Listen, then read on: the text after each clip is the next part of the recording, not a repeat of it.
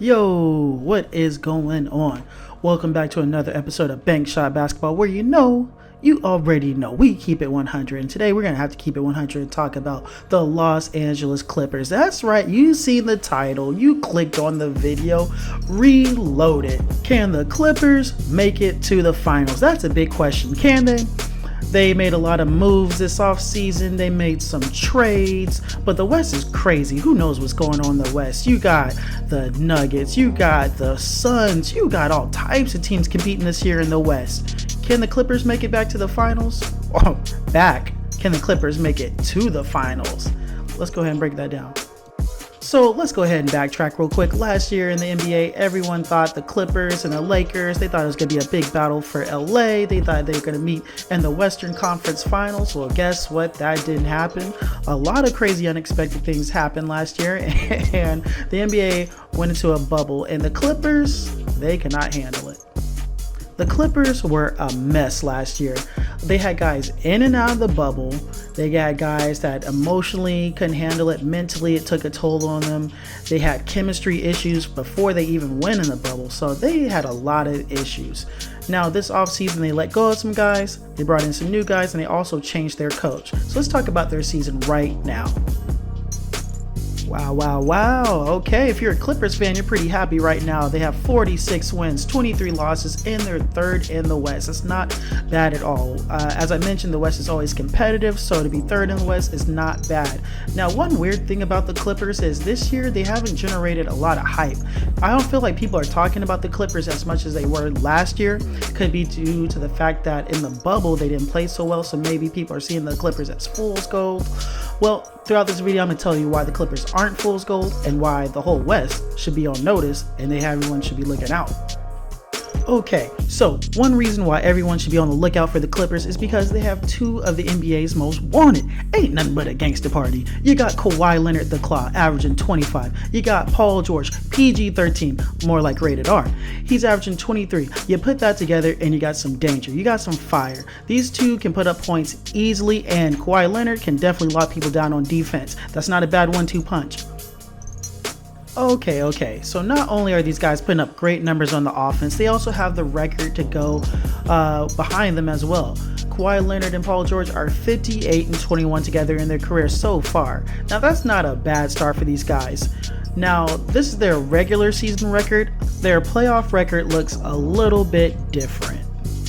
Now, we have the record up right now. Kawhi Leonard and Paul George together in the playoffs. They have 7 wins and 6 losses. And last year in the bubble, they went up against a young Mavericks team with Luka Doncic, who is no scrub. They played a hot Denver Nuggets team with Jamal Murray, who was on fire in the bubble. For some people, the bubble was a struggle. For some people, it was easy. And Jamal Murray, he made it look easy, dropping big numbers every single night.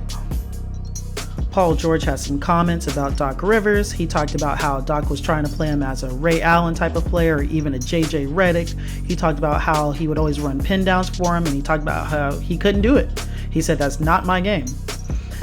So Paul George and Doc Rivers have a kind of a weird relationship. If you really do a lot of backtrack and do their history, though, they have some personal things going on there, but somehow they've always managed to be professional, which is great. But once that bubble got burst, Doc Rivers, he was kind of out the door. It seemed like players weren't responding to his message anymore. It seemed like his time there in LA had kind of run out. He was there for Lob City. He was there for this new team, but it didn't seem like he was the right fit anymore. Okay, I get it. So people think Doc Rivers is the problem. People felt like he lost the locker room. He couldn't control his role players. His stars like Paul George had difficulties with him. All right. So this offseason, the Los Angeles Clippers, they bring in Tyronn Lue. Now, Tyronn Lue is a head coach with a lot of experience. He has some experience coaching LeBron James and Kyrie Irving, and he was there for a lot of big moments, a lot of big games, and a lot of big runs. He coached them to a championship against the Golden State Warriors, who was one of the best teams of all time. So Tyronn Lue is definitely a person that's been under a lot of pressure. And at times, that pressure's been a little difficult for him to handle. I remember there was a moment in time where he had to step away from the team in Cleveland because he had such a hard time handling that pressure. Now, one player that's going to be able to help Tyronn Lue out with that pressure, one person that's going to be a leader for this team, that's going to be able to contribute a lot, is playoff Rondo. That's right. At the trade deadline, the LA Clippers, they went out and made a move and got Rajon Rondo. They gave up some of their bench scoring with Lou Williams, 6th man of the year.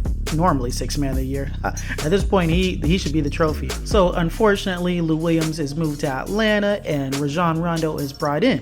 Now, Rajon Rondo is a great player. We just saw it last year in the bubble. He helped the Lakers make a championship run. He was an extension of the coach.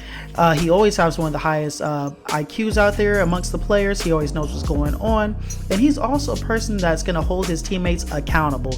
Rajon Rondo is definitely not afraid to get in people's face. He's definitely not afraid to use his voice.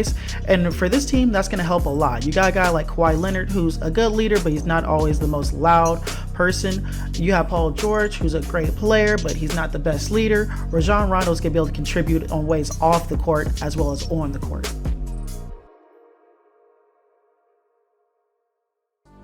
Okay, so I told you, the LA Clippers, they're reloaded. We talked about all their struggles in the past. We talked about their bubble getting burst. I don't want to talk about that crap anymore. It's time to break down the LA Times today. Rajon Rondo had this to say about the Clippers organization. He says it starts with the GM, the president, trickles down to the coach, Tyronn Lue, and then the players. I love this organization. Since day one, since I came, they treated me like royalty. That's the type of organization you need. That's the type of reputation that a real championship caliber team has. From the front office to the coach to the players, everybody's on the same page. And guess what? The Clippers are locked in, they're loaded, and more dangerous than ever. Now, when it comes to championships, Kawhi Leonard knows what it takes. He knows about having that championship pedigree. He won with the Spurs. He won with the Raptors. He recently had this to say about Rajon Rondo, another player with that championship pedigree. He said, he's been there before. He's a point guard that's been in previous championship runs. He's going to give us that veteran mentality, the experience, and give us another ball handling playmaker that can attack the rim and make the defense collapse. Okay, so you got Kawhi Leonard, Tyronn Lue, Rajon Rondo. You got all three of those guys on the same page. What else did the Clippers do to make their team better? Well, at the trade deadline, not only did they get Rajon Rondo, they got a good friend of his who's been on a couple teams with him. They brought in DeMarcus Cousins. All right, they got Boogie. Boogie's back in LA.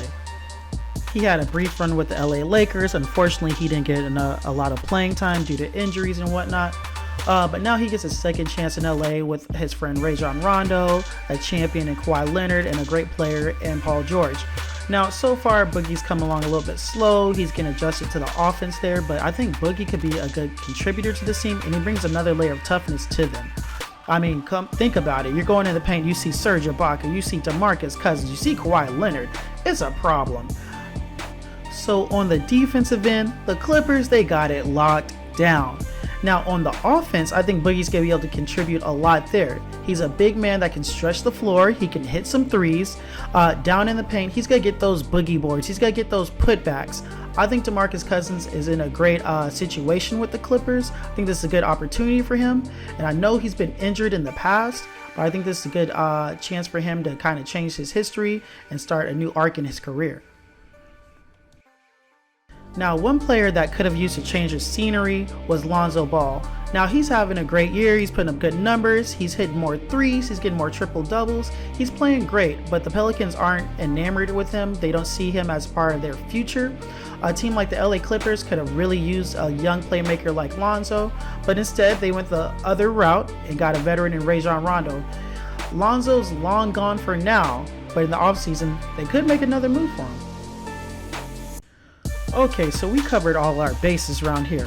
We talked about the new coach, the new players. Let's talk about this new offense. The LA Clippers are reloaded. They have the third best offense in the league.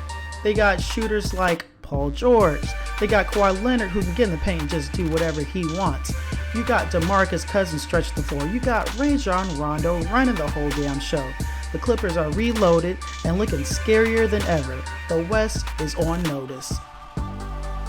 Now, you don't just win by having a good offense. You gotta have good defense too. And the Clippers have the 8th best defense. The claw is law. We all know this. Kawhi Leonard is locking people up. Serge Ibaka is locking people up. It's looking crazy up in the West. So So you have a top 10 offense and a top 10 defense. That's pretty dang good.